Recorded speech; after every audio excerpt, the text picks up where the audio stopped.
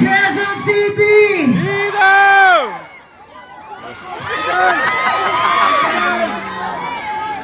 Saan? Teka ha, sandali ha.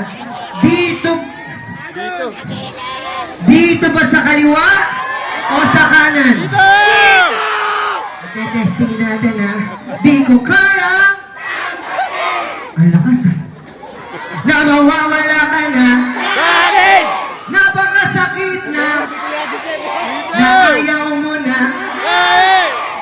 Di at kirot. Okay, maraming po salamat mga idol. Senator! Maraming salamat po. JC Regino ang anak ni April Boy Regino. Lahat ng nagmamahal kay Mr. Malasakit, sumigaw! It is my honor to introduce a dedicated public servant. 2 dekada na po siyang nagsisilbi sa mga Pilipino. 1998 nang siya po ay naging executive assistant at naging trusted aide ng ating Davao City Mayor at naging former President Rodrigo Roa Duterte. Elected as Senator in 2019, alam niyo ba kung ilang milyon ang kanyang boto? Tanong niyo sa akin, ilan? 21 million votes. Kaya dapat, dito sa darating na eleksyon, 31 million votes naman, hindi ba? In the Senate, he serves as the chairperson of the Committee on Health, Youth, and Sports. Siyang architect sa phenomenal Malasakit Centers. Sino na ang nakapunta sa Malasakit Center? Ito po ang nakatulong sa 15 million na Pilipinong pasyente. He's the key figure in the establishments of the Super Health Centers and regional specialty centers. These initiatives significantly enhance the healthcare accessibility across the nation. Moreover, his leadership has seen the passing of critical laws, especially the salary standardization law. Sino po dito ang mga government employees? Ayan. Tumaas ba ang inyong mga salary? Ito po ay dahil sa salary standardization law na tumaas ang inyong mga sweldo. At ang Republic Act 11589 or ang BFP Modernization Act, kasama po ang pag-champion sa Department of Migrant Workers Act. A fervent supporter of the grassroots of sports development, he recognizes its vital role in shaping our youth and promoting societal well-being. Panoorin po natin itong napakagandang video para mas marami pa tayong malaman tungkol kay Mr. Malasakit, Senator Bong Go! Ayo'y magbombo-bombo sa Senado. 28 ang kanyang numero. Mag-28 sa Senado. Senator Bongo. Go! Bongo! Piliin ang numero 28. Go Bongo sa balota. Ibalik sa Senado. Go Bongo na! Bongo-bongo na! Dahil sa malasakit, mas nailapit ni Senator Bongo ang medical assistance, primary health services, at specialized care para sa ating mga kababayan. Sa malasakit, prioridad ang edukasyon para sa mas magandang kinabukasan. Samahan pa ng sports, panalo ang kabataan. Bunga ng malasakit ang pagbigay lakas sa mga lokal na negosyo at mas maayos na trabaho. Sa malasakit, serbisyong may puso, kalina at proteksyon para sa mga OFWs nasaan man sila sa mundo. Maraming nagagawa at nararating ang malasakit. Para kay Senator Bongo, ang ating Mr. Malasakit, Bisyo ang more serbisyo. Gusto nyo ng may totoong malasakit, Senator Bongo. Inuuna ang serbisyo para sa Pilipinas. Senator Bongo, bisyo ay more service. Bongo-bongo na, Mr. Malasakit, Senador Bongo, bisyo ang magserbisyo. Milyong-milyong Pilipino na ang nakatira ng serbisyo at malasakit. Sa anumang sulok ng bansa, bagyo, sunog, lindol, ano tuloy sa kuna. Si Senator Bongo, Mr. Malasakit, bisyo ang more serbisyo. Balik sa Senado. 28! Go Bongo! Senator Bongo!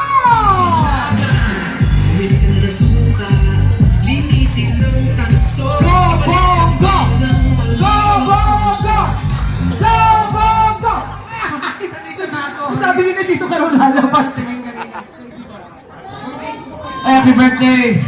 Alam niyo ito si Giselle Sanchez. Napakatagal na po itong kaibigan namin ni dating Presidente Rodrigo Duterte. Mayor pa siya noon. Bata pa siya tingnan. Hanggang ngayon, bata pa rin. Pero napakabait po ito at napakagaling. Anyway, magandang gabi po sa inyo lahat, mga kapwa ko taga Quezon City.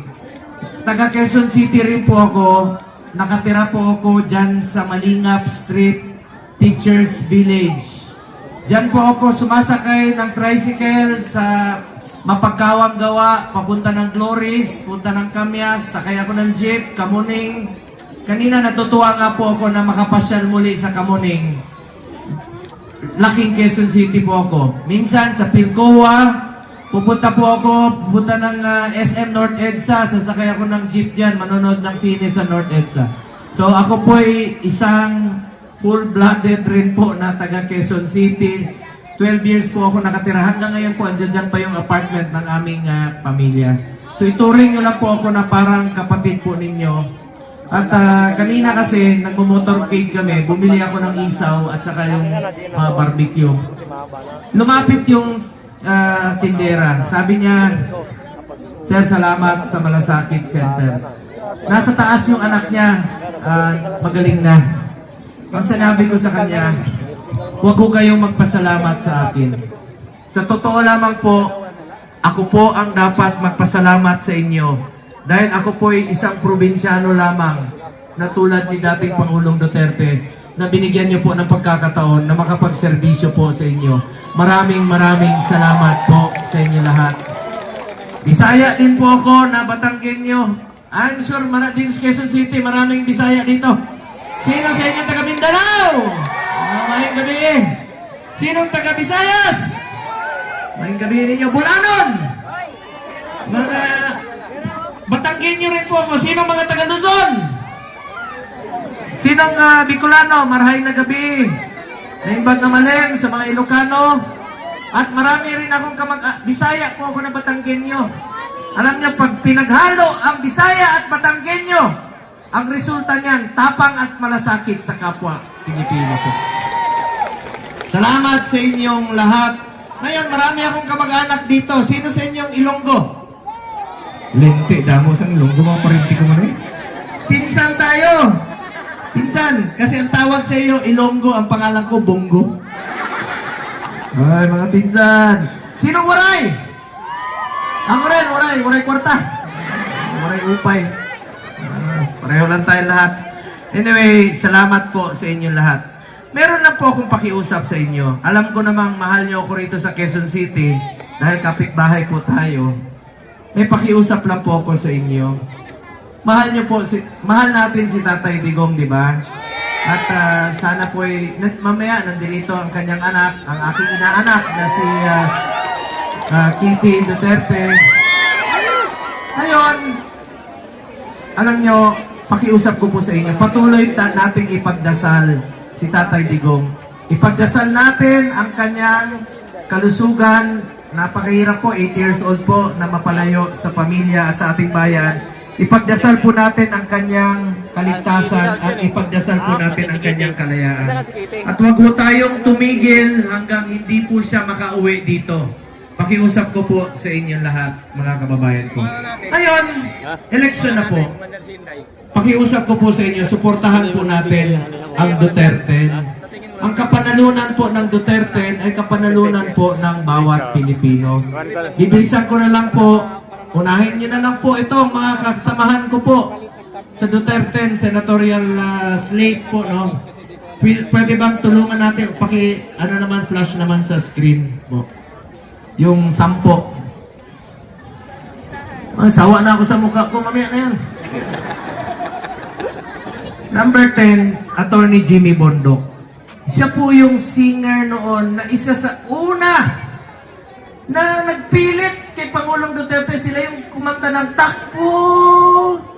Hanggang napilit nila. Ayaw naman, alam niyo si Pangulong Duterte, ayaw niya talagang tumakbo. Alam ko, witness, kasama kami for 24 years, ayaw niya. Pero, kailangan po ng taong bayan nung panahong yun, ang isang Mayor Duterte. At kayo po ang humusga kung naramdaman nyo ba may pagbabago dito sa Quezon City. Kung nakakalakad ang inyong mga anak nang hindi nasasaktan at hindi nababastos. Kayo po humusga. At si Attorney Jimmy Bondoc, mabait, abogado, at asset ito sa Senado dahil abogado at magaling po.